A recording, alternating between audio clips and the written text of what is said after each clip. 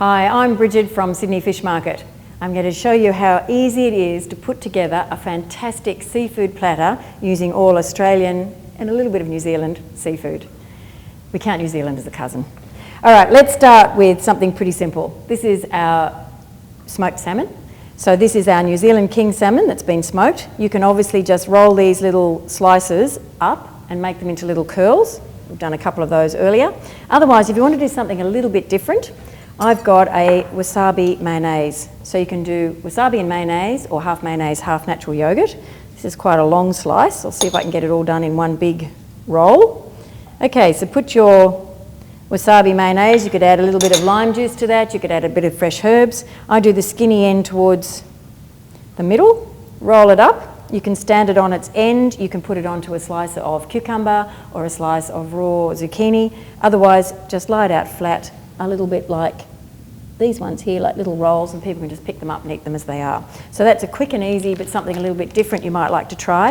And if you'd like some ideas about sauces and salsas to serve with these things, lots of recipes on the website. Go and have a look. Okay, let's have a look at some of the other things. We've got our Sydney rock oysters. Fantastic, our oysters.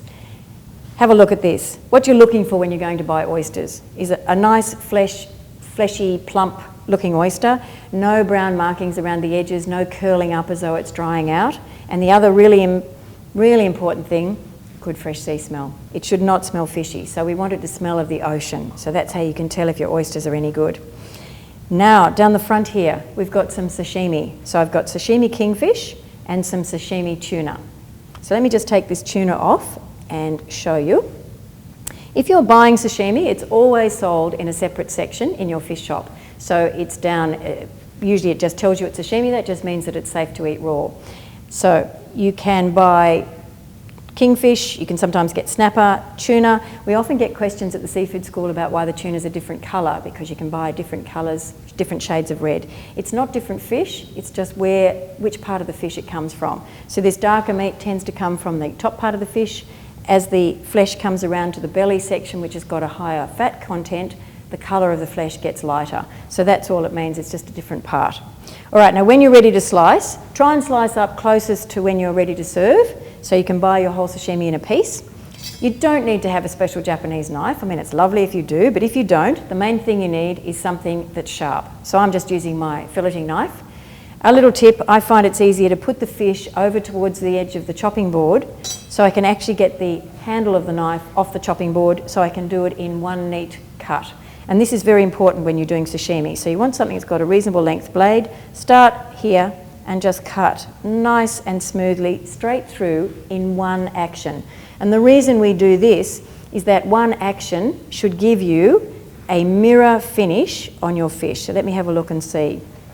Can you see it just looks absolutely smooth? That's what we're looking for. If you take the knife back and forth in a sawing action, you get little bits of fish sticking up, so it actually changes the texture and the taste. So this is what we're looking for, absolutely smooth finish, beautiful. And for anybody who hasn't tried sashimi, you really should give it a go. It is superb to eat. All right, now, as you can see, I've got my sashimi fish here, and I've got my smoked salmon over here. Sometimes they can end up touching, so you want to make sure that you put something in between them so that you don't get one fish flavour muddled up with the others. So my herbs that were there have got a bit squashed, but just grab a few little herbs. This is just some flat leaf parsley. Pop that in, and that just makes sure that my sashimi doesn't touch the smoked salmon, which will affect the taste. Sometimes the shops will put lemon or lime slices in, but be careful not to leave them too long because they can start to cook the fish. At home I just use lemon leaves. Looks fantastic. The prawns, fantastic prawns that we have here. So these are some of our king prawns. You can buy them already cooked, or of course you can do them yourself. Main thing is make sure you don't overcook them. I find it's good to serve them in their shells. So first of all, it cuts down how much work you've got to do, gives the guests something to do, but it also stops the prawns drying out. So it's a good idea, leave the shells on, that way then they just peel them just before they're ready to eat. All right, now I hope you can see him. Isn't he beautiful? This is our eastern rock lobster. Lovely to serve whole because he just looks so magnificent. But if you do want to cut him up, the easiest is just to cut it in half, take out the digestive tract that runs down the full length of the body, just like the prawn, just take that out, serve it just like that. This one obviously is already cooked. If you don't like eating what's in the head, sometimes people don't like eating the head part, you can just scoop that out with a spoon or your fingers and just fill that little cavity with some fresh herbs or lemon or lime. But he's lovely even just to serve just like that. Okay, now this is our platter ready to go, and all I'd need to do to add to that is maybe just add some lemon and lime wedges to it. Keep it simple. So that's all you need, and everybody can just have a squeeze of the lemon and limes, a couple of bits of fresh herbs, that's all you need. This is our platter where we would need to do some cooking. So you can do your prawns, which you can pop onto the barbecue, you can steam them, you can stir fry them, whatever you like. If you are going to cook them, say on the barbecue, what's quite nice is to leave them in their shells. Some people like to eat the heads, some people don't, but leaving them in the shells actually protects the flesh and stops them drying out. So it's quite a good way to cook them, especially on the barbecue, especially if you're not such a confident cook. If you wanted to, you can skewer your prawns. Remember, soak your bamboo skewers in water so they don't burn, and if you're using the metal skewers, make sure you brush them with a little bit of oil, otherwise the meat of the prawn cooks around the skewer. When you go to pull it out, it drags the meat with it. Right, now have a look at this for a magnificent creature. This is a scampi. Isn't it beautiful? Okay, now he's a lovely colour as he is, but when he's cooked, he'll go a lovely pinky orange colour all over. So lovely to serve whole because they just look so pretty. But if you wanted to, and you can steam it, you can boil it, or you can pop it on the barbecue. If you're doing it on the barbecue, sometimes the easiest is just to cut it in half, take out the digestive tract that runs down the length of the body, and then sear the flesh side, turn it over and cook it on the shell side so you keep all that moisture in it.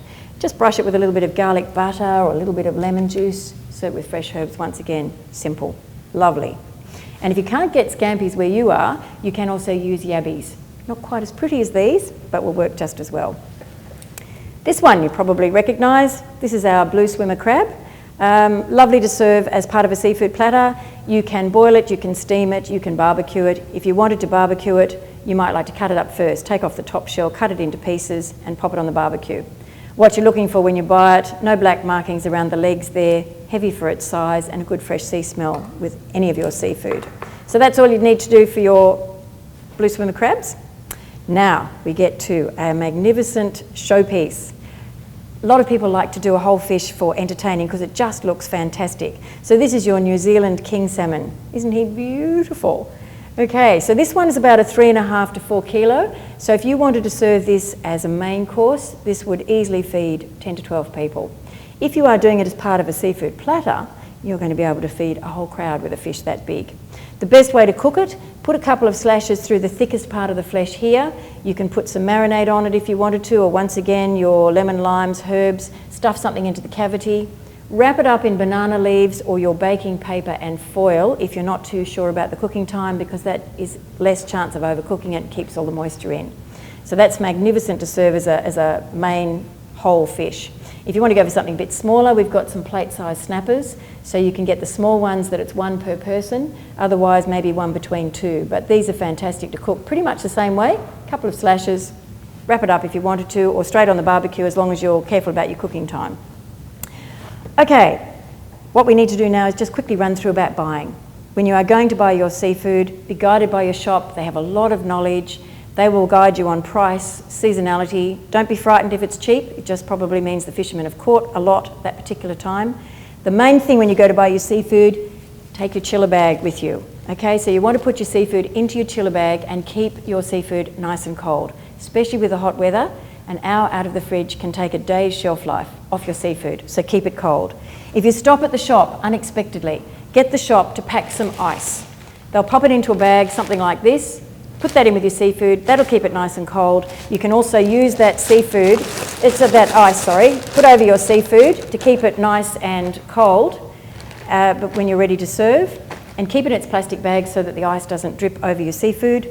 And then if need be, get a damp cloth and just pop that over your seafood before you're ready to serve, and it stops it drying out. And if you do that, it should make your entertaining with your Australian, a little bit of New Zealand seafood, perfect. So, enjoy.